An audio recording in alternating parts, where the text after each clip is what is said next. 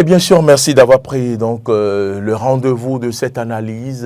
Mesdames, Messieurs, sur ce plateau, les analystes politiques à ma droite, c'est bien Hugues Zogo, bonjour. Bonjour Maury, bonjour Oumar, bonjour à nos téléspectateurs, à tous les auditeurs qui nous suivent et également aux internautes. Oumar, allez un jour, costume bien repassé, chemise qui brille. Bonjour Oumar, allez un jour. C'est votre anniversaire? Merci, non, pas du tout. Pas du tout, d'accord. Bonjour à vous également et merci pour le compliment. Bonjour Hector, bonjour chers téléspectateurs, auditeurs de Diaspora FM.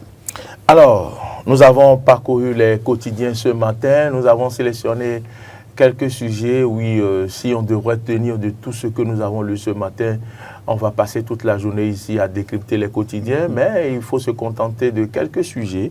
On va partir avec donc les salaires de talons, talata, des ministres, DG, des députés de l'opposition qui réclament les fiches de paix. C'est le potentiel qui en parle. Oumar Adéanjou, les députés veulent faire une autre augmentation aux autorités étatiques. C'est pourquoi ils réclament les fiches de paix. Oui, et vous n'avez pas suivi. Vous l'avez regardé en disant oui, d'accord. Donc il n'a pas suivi. Non, pas pour faire une autre fiche de paye. Moi, je pense que c'est de l'ordre normal des choses que de savoir combien ces hauts fonctionnaires, le chef de l'État, les ministres, ces personnes-là sont payés. C'est une question d'abord de transparence. Ça, c'est la première des choses. C'est une question de transparence. Il est bon que tout le monde puisse savoir ce que ça coûte. Ça permet de, comment on appelle, de nourrir également le débat. Le débat surtout sur l'équité. L'équité, on va dire, sur le plan salarial. Vous savez, le travailleur ordinaire, le fonctionnaire ordinaire, on connaît tous les salaires. Selon le grade, on sait à peu près combien ils sont payés. Donc, quand on connaît pour ceux-là également, on peut aussi comparer et savoir, voilà, il y a une certaine, comment on appelle, équité, il y a une certaine, comment on appelle, on va dire, relation, voilà. On voit que là, les choses sont plutôt dans l'ordre normal des choses. Il est bon qu'on puisse le savoir, qu'on puisse savoir. Parce qu'on connaît pour certains. C'est ce que les députés eux-mêmes l'ont dit. Quand on écoute, quand on lit ce que la presse a relayé, et on connaît par exemple pour les préfets, on connaît pour les directeurs de cabinet, on connaît pour les secrétaires généraux des ministères, mais par contre, pour les ministres, pour comment on appelle, le président de la République, la vice-présidente, on ne connaît pas. C'est bon, c'est très intéressant. Parce que vous savez, le salaire, c'est essentiel. Ça permet de faire après les comptes pour savoir telle personne, avant d'entrer, donc, comme on appelle, au gouvernement, avait été à un standing sur le plan social. Aujourd'hui, en sortant, voilà, il n'a rien fait de mauvais, il n'a pas pris l'argent public pour donc et se réaliser lui-même de manière, on va dire, illicite. Et également, c'est une question également de bonne gouvernance. Vous savez, aujourd'hui, quand vous regardez un peu la gouvernance du président Patrice Talon, il n'hésite pas à aller chercher, par exemple, les talents à l'extérieur, par exemple. Vous voyez un peu? Moi, je pense que c'est important aussi de connaître les salaires pour savoir comment est-ce qu'on peut être attractif également. Parce que être attractif, c'est cela aussi, c'est-à-dire inciter les talents à venir travailler pour donc et permettre donc un véritable développement au Bénin. Ça aussi, ça compte. Combien est-ce qu'on paye les gens? Est-ce que c'est à la hauteur de comment on appelle, des politiques qu'on a mises en place? Voilà, tout ça aussi, c'est essentiel. J'espère que les autorités leur répondront et leur diront, parce qu'il y a beaucoup de rumeurs aussi, c'est pas très intéressant. Les gens imaginent des chiffres qu'ils jettent comme ça, donc, et sur la place publique, et les gens commencent à suppiter à tort et à travers. Donc, il est bon également qu'on puisse faire de la transparence autour donc, du salaire de ces personnes-là. C'est très important. Je pense que les députés... Bon, j'espère qu'ils sont dans cette optique-là également, c'est-à-dire optique de transparence et non pour pouvoir après aussi commencer à faire des critiques qui n'auront pas de sens aussi. Parce que j'ai dit, aujourd'hui, vous voulez attirer un Béninois par exemple. Je prends par exemple l'exemple d'un... Je ne vais même pas encore sur le cas des étrangers qu'on pourrait attirer pour venir nous aider dans notre gouvernance. Un Béninois qui est à l'extérieur, qui est très très bien payé. C'est un talent béninois qui peut servir le pays, mais il est très bien payé là-bas. Qu'est-ce que vous lui dites? Le seul patriotisme ne suffira pas. Vous êtes d'accord avec moi? Tout à fait. À un moment, il faut qu'on puisse dire, monsieur, voilà ce que nous mettons également sur la table. par rapport à ce que vous gagnez là-bas, On ne va pas ça sera pas amener peut-être le quelqu'un même qui niveau. gagne 5 000 euros ou 10 000 euros Et ou venir 15 faire 000 euros gagner- en Europe voilà. et venir lui faire gagner 400 000 ici. Ça sert à quoi? Il ne va jamais accepter. Il ne va jamais accepter parce qu'on travaille aussi pour pouvoir se réaliser. On travaille également pour vivre de manière décente. Voilà. Donc, il faut qu'on puisse mettre sur la table aussi des sommes qui tiennent également la route selon aujourd'hui ce que la vie est dans le monde entier et au Bénin aussi. En tenant compte également des fonctionnaires, comme j'ai dit, des travailleurs ordinaires aussi, parce que ça aussi c'est une question d'équité. Donc je pense que c'est dans cette optique-là peut-être que les députés sont, et c'est dans l'ordre normal des choses, que les gouvernants leur répondent. Enfin, ils sont là pour ça, il faut qu'ils leur répondent.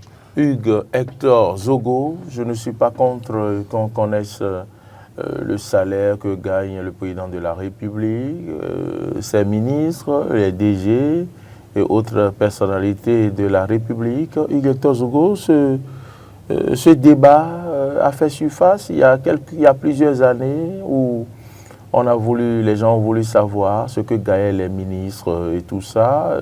Comme l'a dit Oumar Léandjou, il y a eu des supputations, si je peux le dire. On nous apprenait que certains ministres gagnaient 10 millions, 16 millions et tout ça. Mais c'est peu, excusez-moi. Il y a certains qui vont jusqu'à 100 millions, 150 millions. Tout ça, c'est des supputations. Voilà. Mais jusqu'à aujourd'hui, on n'a pas véritablement eu des informations fiables sur le sujet. Voilà encore des députés de l'opposition qui reviennent en ce moment même sur la question. Pourquoi c'est maintenant ce sujet refait surface? Est-ce que les députés, vous savez ce que gagnent les députés, les primes et tout ça? C'est heureux cette dernière question que vous posez, mais remontons déjà au rôle d'un député au cœur de la nation. Le député est là pour contrôler l'action du gouvernement. Le député est là. Les salaires du gouvernement aussi? Le député est là pour contrôler l'action du gouvernement. Et augmenter les salaires du gouvernement aussi? Le député est là pour contrôler l'action du gouvernement et de voter des textes de loi. D'accord. Je tiens quand même à faire cette précision-là pour que nous ne puissions pas faire d'amalgame. Que ce soit aujourd'hui un acteur de l'opposition ou de la mouvance qui est cherché en tant que député, donc en tant que parlementaire, à connaître le salaire que gagnent les acteurs se retrouvant à la tête de nos différentes institutions, je pense que c'est de leur droit le plus absolu. Je n'en disconviens pas. Alors, du moment où c'est de leur droit, le débat ne doit plus se faire. Mais ce n'est pas de leur droit de nous dire combien ils gagnent? Mais si vous les interpellez, je pense qu'hier déjà, sur les plateformes, en tant que citoyen, vous avez le droit d'interpeller quelques députés à l'Assemblée nationale sur des questions qui vous intéressent ou qui vous préoccupent. Déjà hier, sur la toile, on a pu voir des fiches de paye de députés à l'Assemblée nationale. Et c'était combien? Et c'est autour de 4 millions et quelques... Lorsqu'on défraque les impôts, il reste 4 millions et quelques. Oui, c'est autour de 4 millions. Donc ça voudrait dire que nos députés à l'Assemblée nationale aujourd'hui gagnent un peu moins de 5 millions de francs CFA le mois. Alors, pour moi, la manière dont le débat se fait parfois, ça fait référence à un débat partisan. Et pourquoi maintenant? C'est pas maintenant.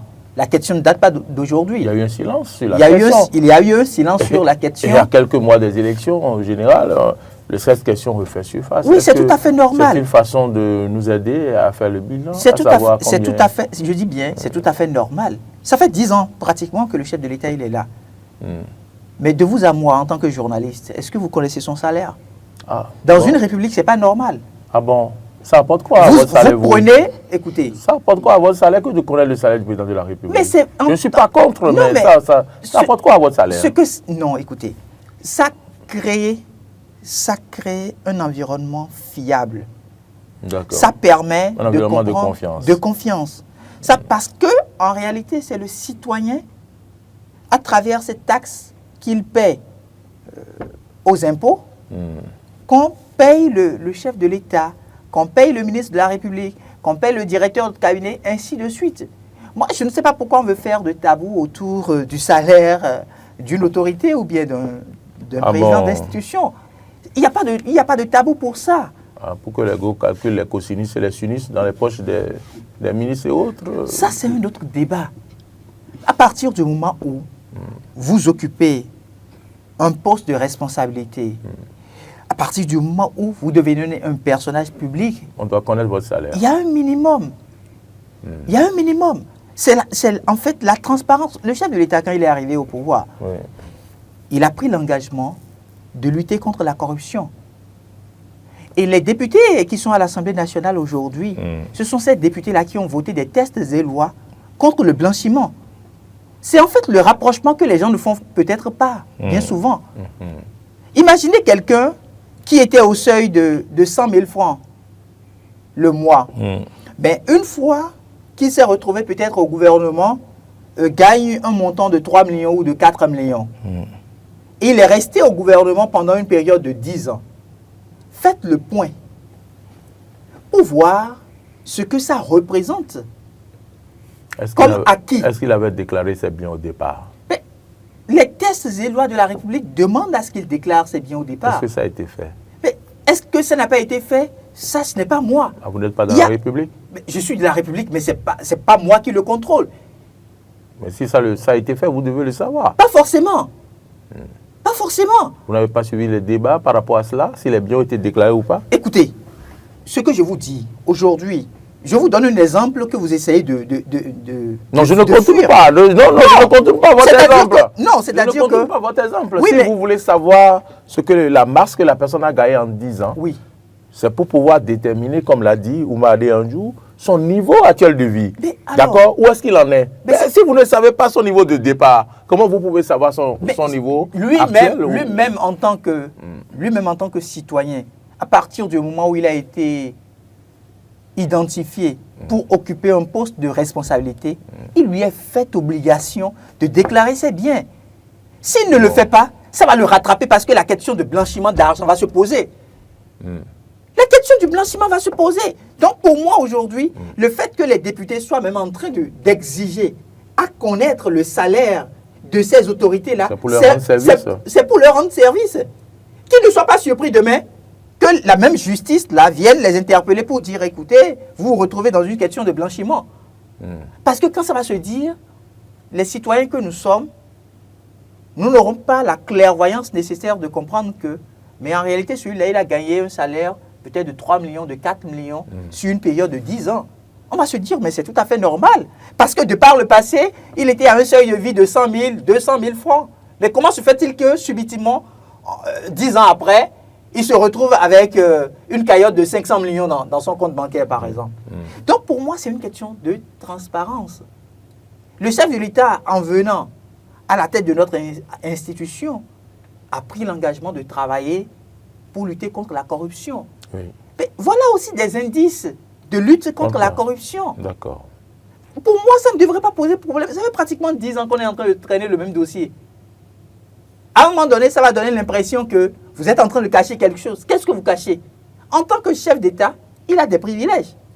En tant que président d'institution, vous avez des privilèges. Maintenant, si les privilèges que vous vous êtes donnés ou vous vous êtes octroyés selon vos concitoyens sont hors normes, c'est un autre débat. Mais permettez quand même à vos concitoyens de savoir effectivement ce que vous gagnez. Bon, ben, d'accord. De savoir ce que le chef de l'État gagne, même si, bon, ça n'apporte rien dans le panier de la ménagère, même si... Non, je ne suis pas contre. Non, Je dis que les tests l'exigent. quand vous le Les dites- tests non, l'exigent. quand vous dites- Je me retourne vers Oumar. Oui. Quand vous dites de la manière... Non, de je cette dis que je ne manière- suis pas contre, mais moi, Mais vous dites- pour moi, il y a c'est plus pas- important que ça. C'est ce qu'il faut comprendre. Plus C'est important- tout ce que je veux plus dire. important que ça, C'est tout ce que je veux dire. plus important que Oui. ça, de la même manière dont les députés font obligation aujourd'hui. Les mêmes qui chantent que les populations souffrent et que des gens ne mangent pas. Des gens font de réclament maintenant. Et c'est sur ça qu'on va s'attarder maintenant. Alors, il n'y a pas plus sérieux dans la République. Mais pourquoi vous pensez que cette question-là n'est pas une question sérieuse? Non, je n'ai pas dit ça. Oui, J'ai mais dit non, que c'est une question mais sérieuse, non. mais qui est plus importante plus que ça. Mais Ou bien, ça Oumar, aussi, j'ai été clair. ça aussi, si la question, pendant pratiquement 10 ans, est revenue sur tapis, comprenez que c'est parce que c'est très important. D'accord, donc je considère que c'est important et je me retourne vers Oumar Anjou. Oumar Anjou, doit-on faire un mythe autour du salaire ou des salaires que gagnent les autorités au sommet de l'État. On sait que le président de la République a voulu quand même de compétences. Et pour pouvoir mettre cette compétence à disposition, il est allé même dégoter des cadres dans l'administration, dans des pays, en France, ailleurs, dans des organismes internationaux pour pouvoir ramener dans notre pays. On comprend qu'ils mettent ces gens-là au salaire qu'ils gagnaient là-bas, mais pourquoi faire un mythe autour de ces salaires? Voilà, moi je pense effectivement qu'il n'y a pas de mythe à faire. Mythe à faire non seulement pour les députés de l'opposition qui pensent que non, écoute que coûte, il faut qu'on ramène ça sur la table pour pouvoir montrer à l'opinion, peut-être que c'est leur optique, hein, peut-être que c'est leur objectif, montrer à l'opinion que voilà, ces gens-là, ils sont bien payés pendant que nous souffrons, ainsi de suite. Bon, on a dévoilé pour eux également ces 4 millions. C'est vrai qu'il y a beaucoup d'activités qui mènent au cours de l'année, au cours de leur mandat. Donc, c'est plutôt, pour moi, c'est plutôt raisonnable qu'on leur paye ce salaire-là. Ça, c'est un. Donc, il n'y a pas de mythe à faire autour. Ça, c'est selon moi. Et puis, vous avez dit, il faut qu'on aille débaucher des talents à l'extérieur quelquefois pour venir. Parce que cela participe également de la bonne gouvernance dont nous parlons tous les jours. Ouais. La bonne gouvernance, c'est aussi les compétences qu'il faut à la place qu'il faut. Oui. Quand le président venait, il a dit... C'est aussi le salaire qu'il faut, oui, à qui il faut. cette compétence-là également. D'accord. Sinon, il va se décourager. Au bout de 1 an, 2 ans, il dépose le tablier et puis il s'en va. Qui va l'attraper? Il gagne mieux ailleurs. C'est un ingénieur de haut niveau, c'est un gros, enfin, je ne sais pas moi, c'est quelqu'un de très compétent dans son domaine. Est-ce qu'on va espérer que cette question soit vidée par le gouvernement d'ici à là? Moi, j'espère que ça sera vidé pour qu'on passe à plus sérieux, comme vous l'avez dit, parce qu'il y a plus sérieux dans la République. C'est bon, c'est une question je l'ai dit tantôt, c'est une question de transparence, c'est une question également d'équité sur le plan salarial, c'est une question peut-être aussi de bonne gouvernance, j'ai dit tout ça, mais au-delà de tout ça, c'est une question aussi de responsabilité, et Hector s'est attardé dessus, la responsabilité pour chacun de dire, ah, voilà comment je suis arrivé dans l'arène publique, voilà comment je suis arrivé dans l'appareil d'État. Aujourd'hui, je ressors, voilà ce que j'ai pu faire également, grâce au salaire qu'on m'a payé pendant que je travaillais donc pour la République. Ça aussi, c'est normal. C'est une question de responsabilité. Chacun doit pouvoir prendre sa responsabilité et dire, voilà, c'est comme ça que les choses sont. Il y a une question à laquelle Oumar n'a pas répondu. Pourquoi c'est maintenant qu'on ressort cette préoccupation? Oui, moi je pense que les députés de l'opposition aussi cherchent... Vous savez, quand on est dans l'arène publique comme ça, on est là, enfin, surtout sur le plan politique, on cherche des petites fléchettes qu'on peut envoyer à l'autre aussi de temps en temps pour pouvoir le désarçonner, le titiller et montrer sur la place publique que bon, ces gars-là ne sont pas aussi clean que ça, ils ne sont pas aussi parfaits que ça. Il y a des points sur lesquels on peut apporter des critiques qui vont les mettre très mal également. Donc, on cherche tous les moyens pour... Donc, moi, je pense qu'on est un peu dans cette optique-là. On sait le niveau de vie de Béninois. Et on sait comment est-ce que ces salaires-là, rapportés au niveau de vie des Béninois, peut montrer un certain gap. Et donc, on va jouer peut-être sur cet aspect-là aussi pour montrer, oui, ils peuvent être dans cette optique-là. C'est de bonne guerre, c'est la politique qui est ainsi. C'est aux autres également de démontrer que, bon, voilà, ces salaires, on les paye parce qu'il y a ci, parce qu'il y a ça. On a dit pour les députés tout à l'heure. Pour nous qui gagnons au plus dans nos rédactions, au plus 200 000 francs, comparé aux députés qui gagnent 4 millions. On va dire tout de suite que non, vraiment, ces gens-là, ils gagnent beaucoup d'argent, mais on ne fait pas le même boulot. On ne travaille pas dans les mêmes conditions. Les efforts fournis ne sont pas les mêmes. On leur demande quelquefois aller à l'intérieur du pays, aller rendre compte. C'est des gens qui peut-être, dont les mandants, il y a des députés dont les mandants, bon, il nous le dira tout à l'heure, il y a des députés dont les mandants sont peut-être à Tchoumi. Il ne va pas attendre la fin de son mandat pour aller les voir. Il doit aller de manière régulière là-bas pour leur rendre compte. Mais c'est des trajets qu'il fait également. Il faut de l'énergie. Il faut du carburant. Il faut du carburant. Ça aussi, c'est il faut de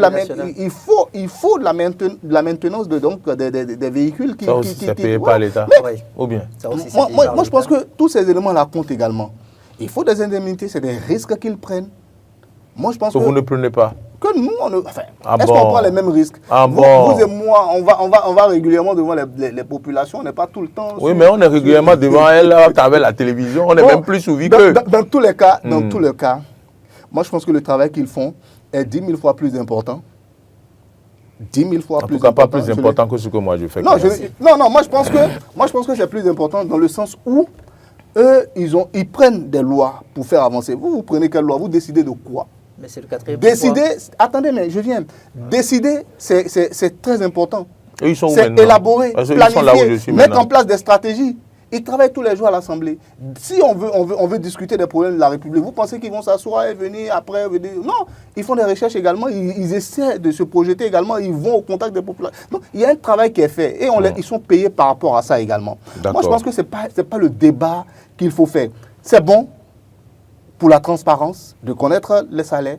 C'est bon pour la responsabilité. C'est une question de responsabilité. Ça, je le dis, de chaque individu. Oui, moi, voilà comment je suis rentré dans comment on appelle, dans la fonction publique ou bien même dans l'appareil d'État. Est-ce que ça vous met mal à l'aise qu'on ne connaisse pas les salaires de ces autorités? Bon, moi, je vous dis, pour moi particulièrement, moi, ça ne me met pas particulièrement mal à l'aise.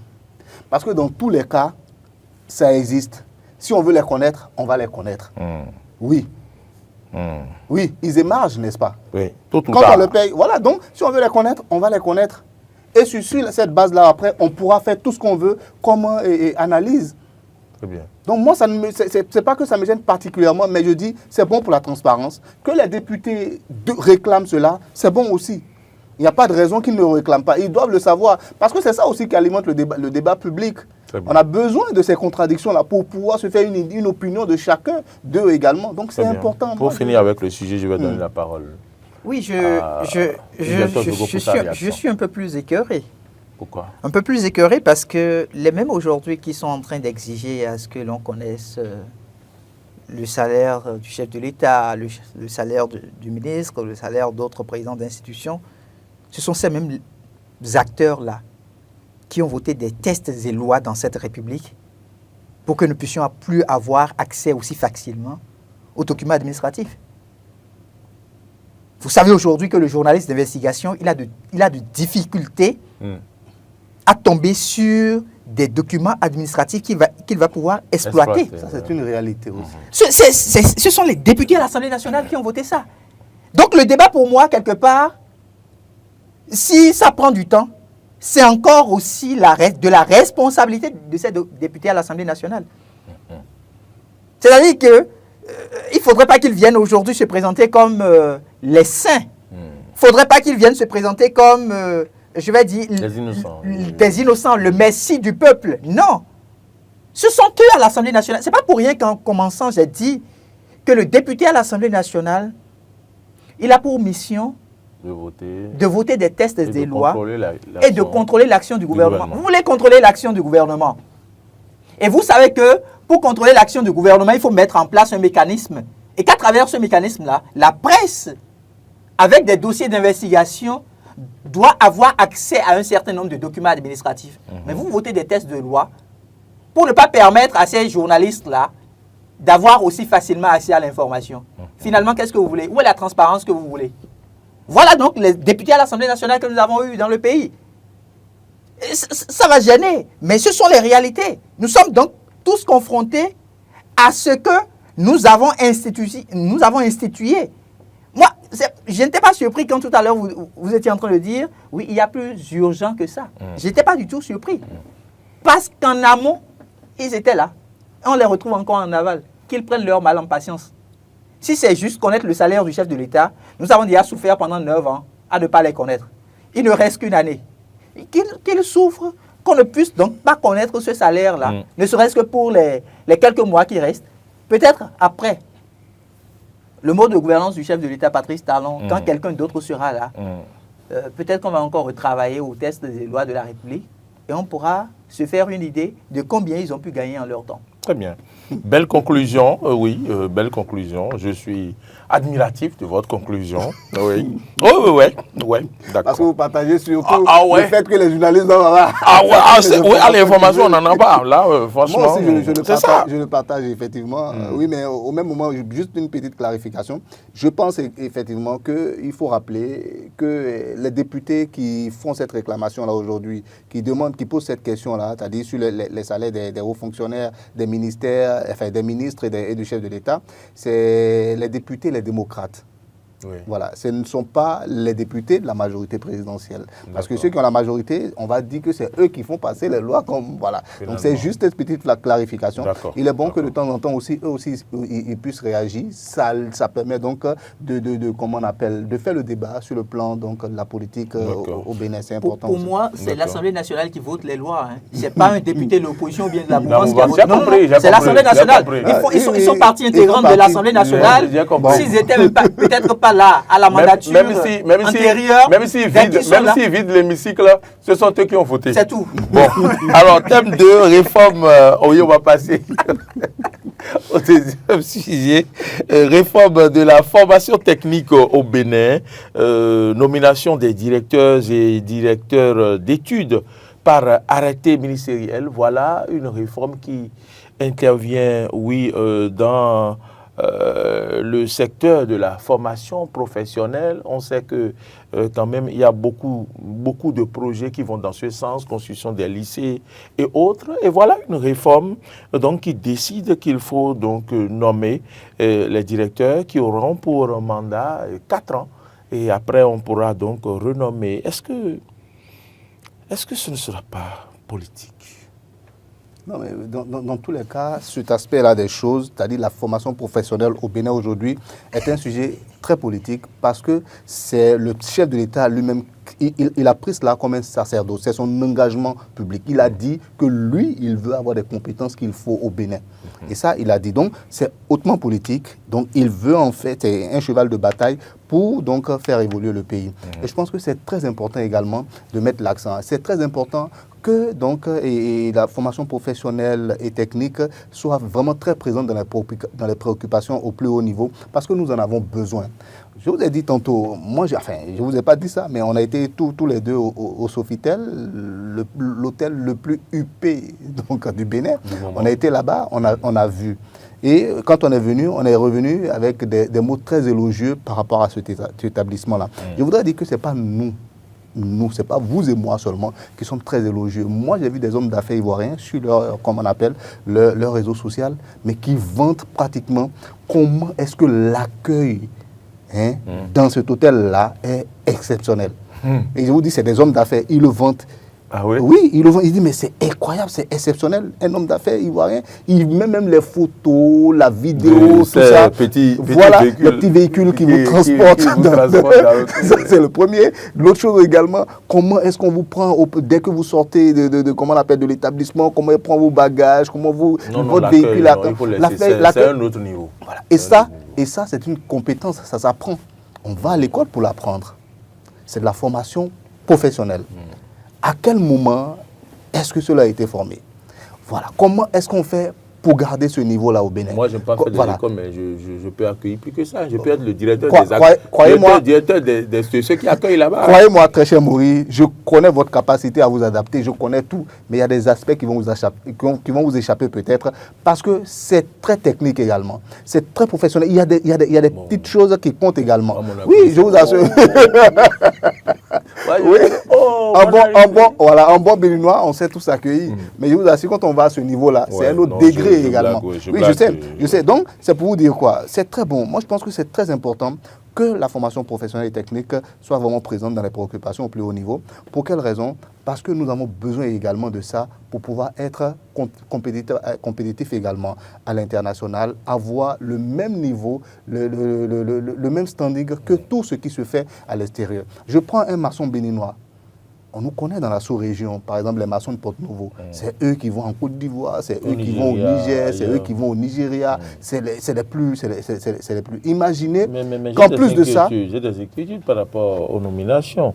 Est-ce que ce ne sera pas politique? Au lieu d'aller rechercher les compétences, est-ce que ce ne sera pas politique? Est-ce que, par exemple, un directeur qui a fait tout son cursus et qui a le niveau qu'il faut pour être nommé et qui ne fait pas la politique, est-ce que à pose égale avec celui qui fait la politique, est-ce que celui qui est politique ne va pas être nommé? Bon, je ne sais pas quoi. Bon, je ne sais pas. Oui, pas non, mais je réfléchis, je regarde cette réforme et puis bon... Non, votre bémol est très juste, Maurice. C'est un risque qui peut arriver. C'est très vrai. Mais moi, je pense que si on est très transparent sur le mode de désignation de ces personnes-là, le problème ne se posera pas. Et connaissant comment est-ce que ce gouvernement-là aussi travaille, je pense qu'on doit pouvoir connaître comment est-ce que ces personnes-là seront désignées.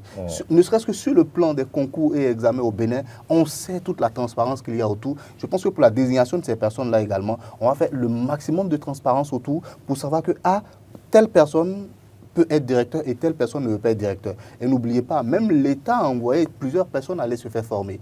Donc ne soyez pas étonnés que ce sont ceux-là, quand ils vont revenir, qui seront donc nommés comme... Voilà. Donc, moi je pense que tout est planifié, parce que c'est un axe sur lequel le chef de l'État veut travailler de manière très, très, très sérieuse pour faire évoluer encore un peu plus le pays. Très bien.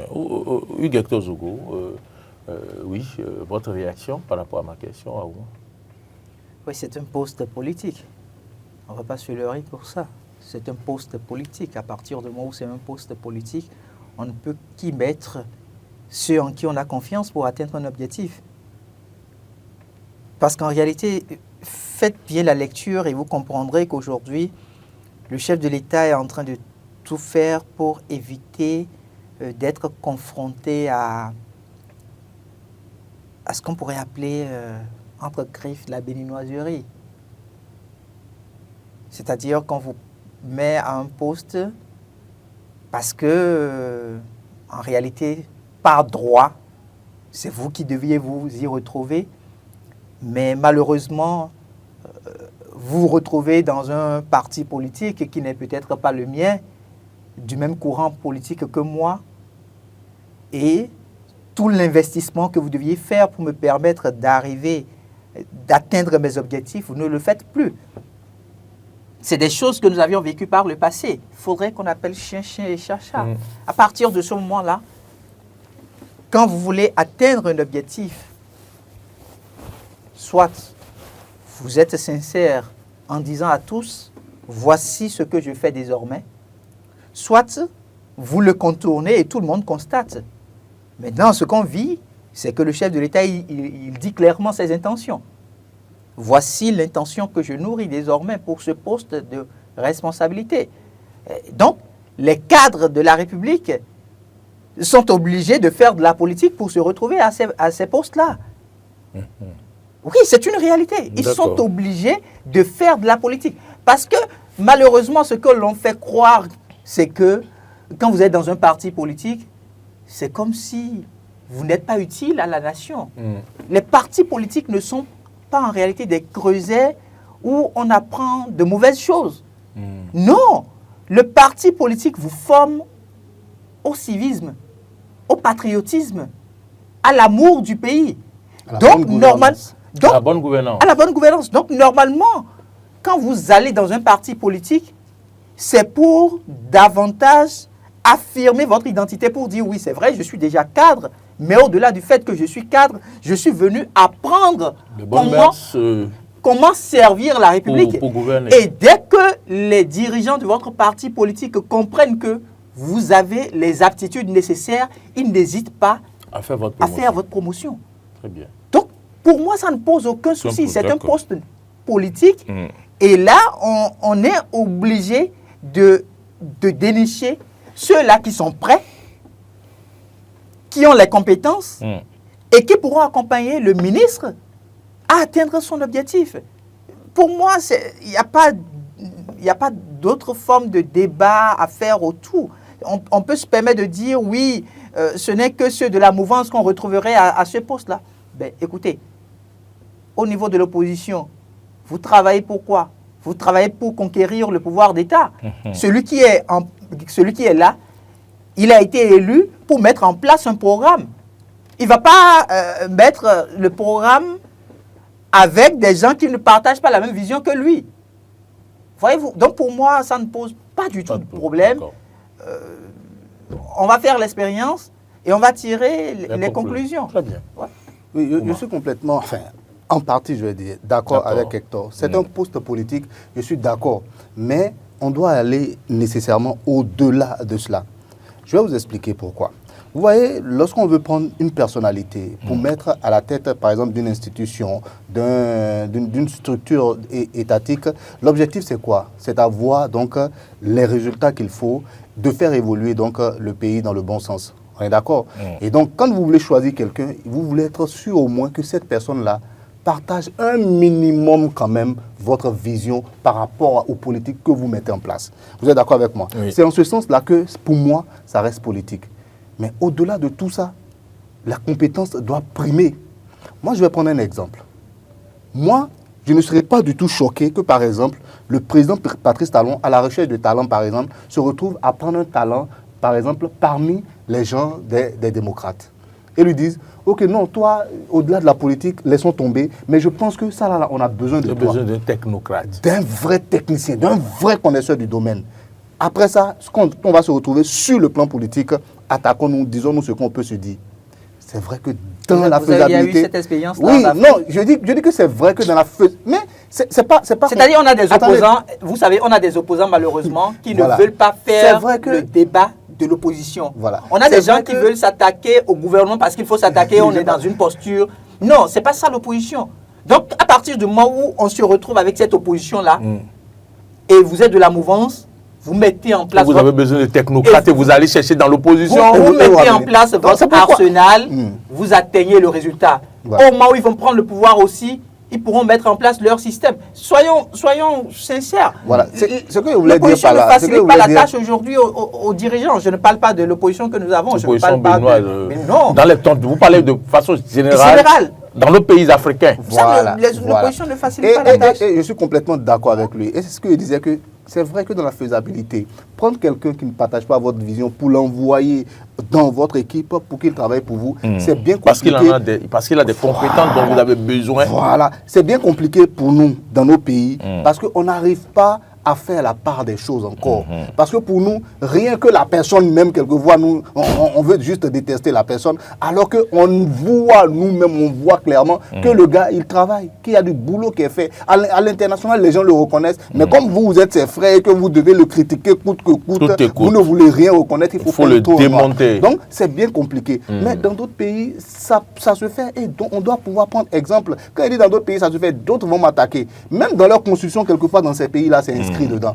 En cas de mésentente même, on les oblige à travailler ensemble. Prenez par exemple la France, on parle de cohabitation quelquefois, où le chef de l'État, à un moment, n'a plus la main à l'Assemblée nationale pour pouvoir prendre comment on appelle, les lois, travailler les lois et faire tout ce qu'il faut pour faire avancer le pays. Qu'est-ce qui va se passer? La Constitution l'oblige alors à choisir quelqu'un qui ne soit plus désormais de son camp pour pouvoir donc l'aider dans les tâches en étant Premier ministre. Donc vous voyez, c'est une cohabitation. C'est les lois, les thèses de la République qui les obligent finalement à travailler ensemble. Moi je pense que nous on n'a pas besoin d'être obligés. Étant donné que chez nous, tout est à faire, tout est à construire, on doit pouvoir se mettre dans la même dynamique. Et c'est dans ce sens-là que je veux être d'accord. Il dit tout est à faire, tout est à construire. Oui, tout est à construire dans nos États. C'est très fort. On doit laisser alors nos intérêts égoïstes. Non mais c'est clair. Qui n'a pas envie de monter dans un métro béninois? C'est ça que je veux. Qui n'a pas envie de voyager? Qui n'a pas envie de voyager? Qui n'a pas envie de voyager de Cotonou à Parakou dans une compagnie aérienne béninoise? Avoir un aéroport à Porto Novo où je peux en 15 minutes me retrouver à comment on appelle, à Porto Novo. Voilà, donc qui ne veut pas faire Cotonou Parakou en 1 heure dans un métro? Voilà. Donc moi je dis, tout est à faire dans nos pays. Donc ne serait-ce que pour ça, on doit pouvoir être prêt à travailler ensemble et être transparent dans le mode de désignation également. Et si c'est l'homme qui fabrique le métro est dans l'opposition, il faut aller le chercher. C'est clair. Pour pouvoir utiliser ses talents. Vous savez, et c'est là où je suis d'accord avec Hector. Pour que ça marche, je vais vous donner un exemple simple. Dans notre contexte, on va aller vite, sinon on va prendre beaucoup de temps dans le débat qui va s'annoncer là dans la Tour de Galé. Vous avez vu le boulevard de la Marina qui quitte l'aéroport pour passer devant le palais et aller vers le port. Quel Béninois ne vit pas la fierté? Mais vous avez vu une seule fois, depuis pratiquement 10 ans, un opposant dire « Mais ça, là, nous l'avons acquis au cours de la mandature de Patrice Talon. » C'est ça, les réalités. Oui, parce que c'est pas le rôle de l'opposant de vanter les mérites. Et roule fièrement dessus. Comment? Oui, pour conclure, ce que moi je il y a des gens qui ne prennent plus les pavés même. Ils disent non, non, non, Mais moi c'est mon plus véhicule ne agréable. prend plus sur les pavés. C'est Chauffeur, clair. cherche là où il y a L'asphalte, c'est plus- l'asphalte là. c'est plus agréable. Pour que mes suspensions durent un peu. Mais après. Oui, mais c'est-à-dire pour finir sur le sujet de la formation professionnelle, je vais prendre un exemple pour qu'on soit bien, pour qu'on comprenne bien. Pour qu'on comprenne très bien ce qui se Vous passe. prenez encore des exemples. Non, non, On l'a dit mais que les avancées, non, vous c'est venez- fini. vous C'est venez fini. prendre des exemples encore. C'est juste en une phrase. Ça tient en une phrase et vous allez D'accord. me remercier. Je suis sûr à la fin. Pourquoi? Voilà. Regardez, on a pris l'exemple du boulevard de la Marina. Dites-moi la société béninoise qui a travaillé pour faire ce travail-là. C'est parce que tout simplement, on n'a pas les compétences pour le faire. C'est des sociétés étrangères qui sont venues faire ce travail-là pour nous. Imaginez que sur la formation professionnelle, on arrive à avoir le même niveau que les autres. Aujourd'hui, je prenais l'exemple du maçon béninois, ce n'est pas une grande différence, c'est un petit gap. Il suffit simplement qu'on permettre à ces personnes-là d'être formées dans la finition, dans la manière de faire bien les choses. C'est fini, tout de suite on aura le même niveau et tout de suite on pourra créer des sociétés qui pourront aller travailler peut-être aussi en Côte d'Ivoire au lieu d'aller chercher des sociétés ivoiriennes pour venir travailler chez nous. Donc c'est ce que je voulais dire pour finir. La formation professionnelle, Merci. c'est essentiel. Faisons-le. Heureusement qu'on a des compétences en matière de réalisation au Bénin comme Marcel Diado et également en matière de son comme Emmanuel Agodjelou. Et voilà, merci. Directeur Zogo, mais vous restez avec nous. C'est moi qui Si vous vous remercie. voulez, vous allez vous permettre de place, ce n'est pas mon problème. Ouba, merci de rester avec nous pour la suite de ce débat. Merci donc à la réalisation qui a fait un travail magnifique depuis 8 heures.